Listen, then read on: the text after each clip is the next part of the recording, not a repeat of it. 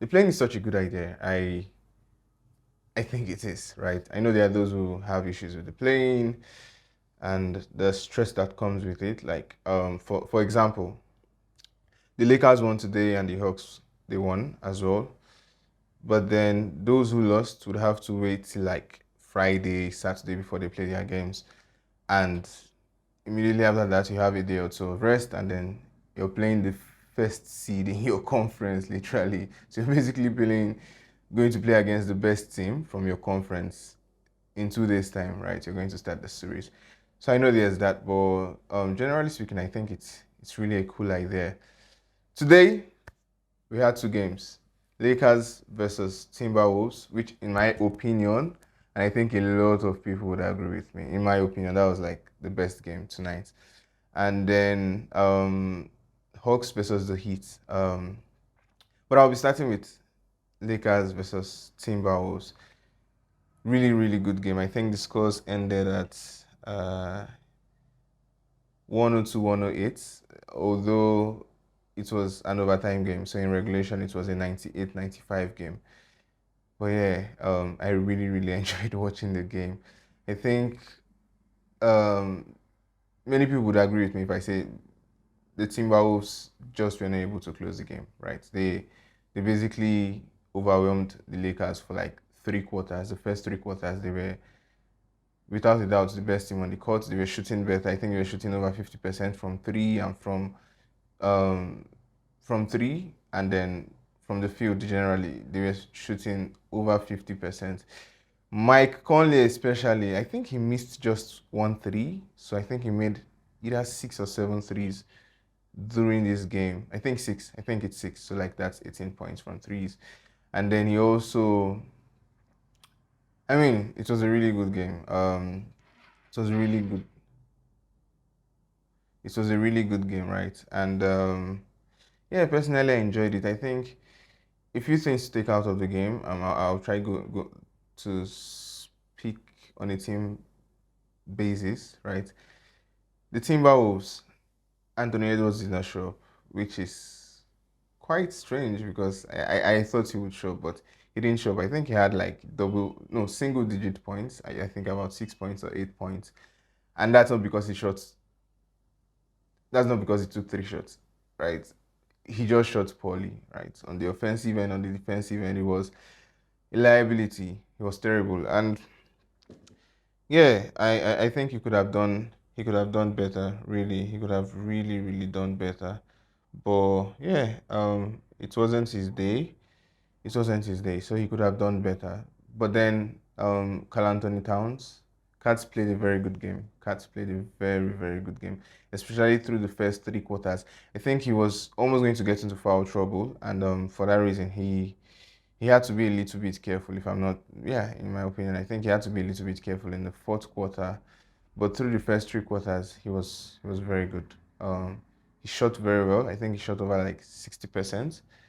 Yeah, he shot over 66%. Right, that's what I'm seeing on my screen. He shot over 60%, and that was very good. Mike Conley and Kat, those were two guys I know who played very well. For I think between the both of them, they had 47 points, and they both shot very well. Both shot over 60%. The Timberwolves entirely shot very well, except Anthony Edwards. He shot like 17%, right?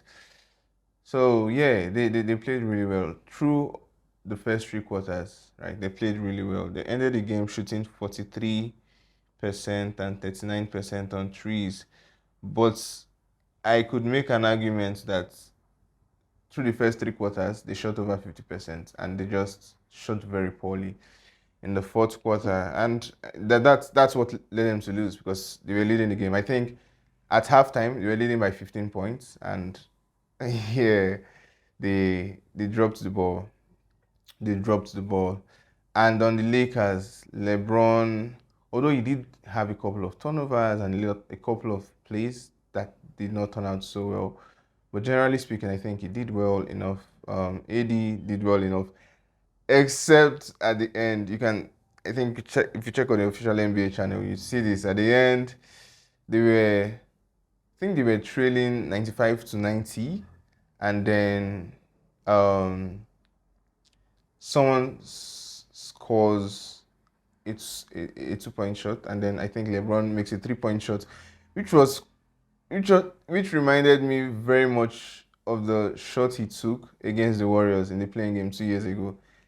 Almost the exact same position, the one where Steph Curry guarded him, but he obviously made the shots. Exact same shots, right? And he made it and tied the game at 95 by 95. And after the game was tied, I think there were a couple of loose balls. I think pressure really on both teams. A couple of loose balls over like the last 1 minute. A couple of loose balls and nobody was making a shot. And then I think around it was there was like 20 something minutes left in the game, 20 some seconds rather left in the game, and the drop display where LeBron throws a very long ball to Schroder and he gives it back to LeBron, and I think LeBron dribbles, and that was a high IQ play by LeBron. He dribbles out the clock close to the end before giving the ball back to Schroder, who makes his 3 points to put them up three with like a second and two, yeah, a second and a half left, right? And yeah, and they thought they had won. I thought they had won. I was like, okay, good. Let me. I'm going to start shooting soon, but it did not occur that way. What happened was AD made a rough play, and AD made a rough play, and that cost them. That almost cost them the game because then he he fouled Mike Conley on a 3 point shot. Mike Conley did not make the shot, which was very good for them because if Mike Conley had made the shot, it would have been a 4 point play, and if he had made the free throw, they would have lost in regular time. But Mike Conley did not make the shots, but he made his three free throws and took the game to overtime, where they obviously just got outplayed. I think they only scored about 7 points, while the Lakers scored about 13 points. So they had played 7-13. So yeah, I think yeah, it was a very, very interesting game. Very, very interesting game. Schroeder got injured at some point, but then he got back in and he was very instrumental down the stretch. Very, very instrumental for them down the stretch. Um, so yeah, that was the most interesting game of the night for me. And then moving on to the Hawks versus the Heat. In that game, I don't think the Heat ever led at any point in time. Right?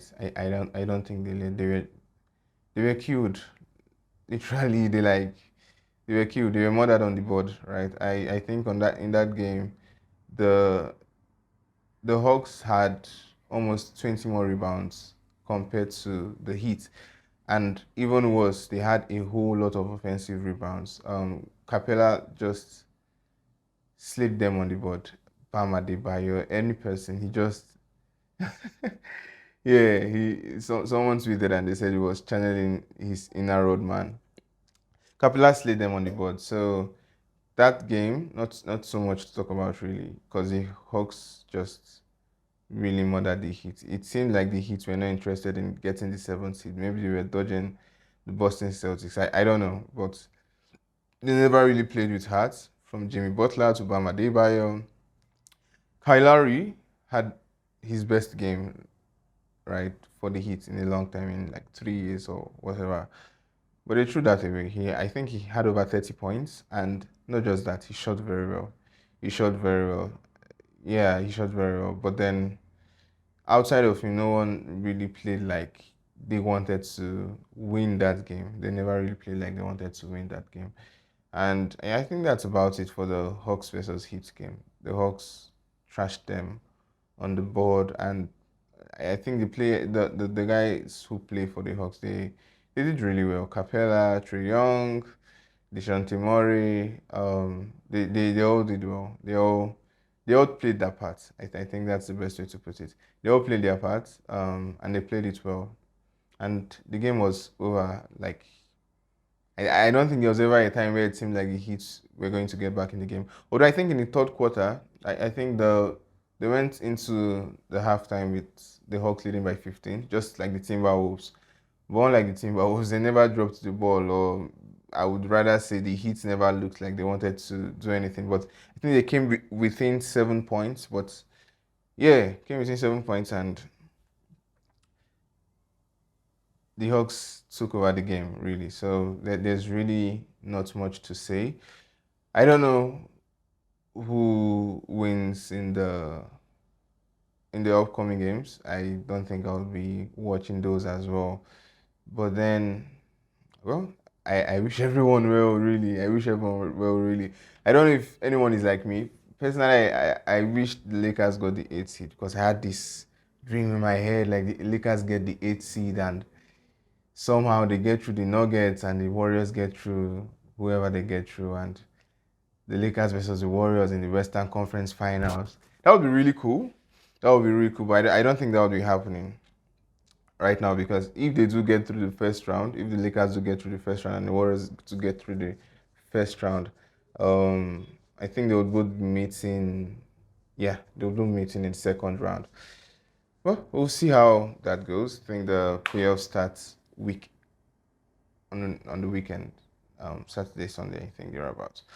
But then I think I would make an effort to cover the next playing games that takes people to the playoffs. So I won't be covering the 9 to 10 seed, but I will covering the whoever wins the 9 to 10 seed to playing against the losers from the 7 to 8 seed. I'll be watching those games, and yeah, I'll be making videos on them as well. But yeah, it's quite late here in Nigeria. It's already 6 a.m. I guess. Yeah, it's already 6 a.m. But yeah, really good game. Really, really good game. Yeah, really, really good game. I think in the surprising thing for me in the Lakers game was that I thought it would be easier for the Lakers to beat the Wolves.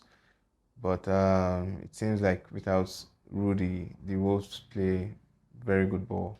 They play very good ball. Yeah, I think if Ant-Man had played properly, they probably would have won. But yeah, that's how life works. We can give a lot of what if scenarios, but what happened, and they lost. And like I think Reggie Miller said, because I think Reggie Miller was part of the commentators, says, yeah, basically just focus on the next game and try to do your best to win it. And that's about it. And go on and face Denver Nuggets. I don't know how that will go, really. I feel like they really set up whoever wins the 8th seed, because you barely have time to rest. You barely have time to even prepare. And you're going to be playing the best team from your conference. I think that's some form of setup. But yeah, enjoy the next games if you're going to see them. I definitely would just look out for the highlights and stuff like that. I don't think I would be able to cover those games. So yeah, take care. Bye bye. Hey, so if you enjoyed watching this, you can check out these other cool videos as well. And I would love for you to give this video a thumbs up, to subscribe, to leave a comment down below so I'll know what your thoughts are and what kind of videos you'd love to see on this channel.